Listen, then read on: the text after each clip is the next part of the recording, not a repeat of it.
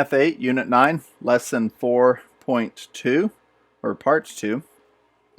In this video we're going to take a look at negative exponents using the definition of exponents. So this is to further deepen your understanding.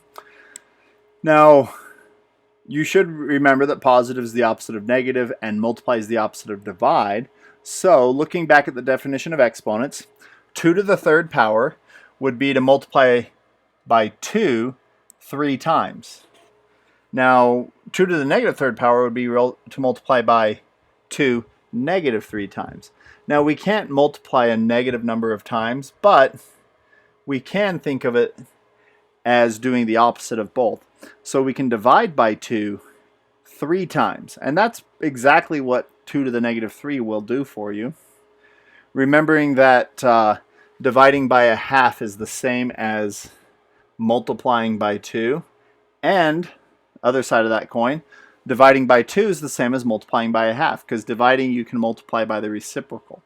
Gives you the same thing. So 2 to the negative third would be a half times a half times a half, or 1 over 2 to the third. So 2 to the negative 3 is the same as 1 over 2 to the 3. That is the main idea here. When you have a negative exponent, it's as though you're dividing that number of times.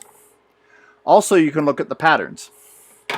As the exponent increases by 1,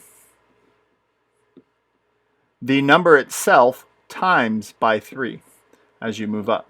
And as you move down, it's going to divide by 3. And if you keep dividing by 3, if you have a fraction dividing, you just multiply to the bottom number.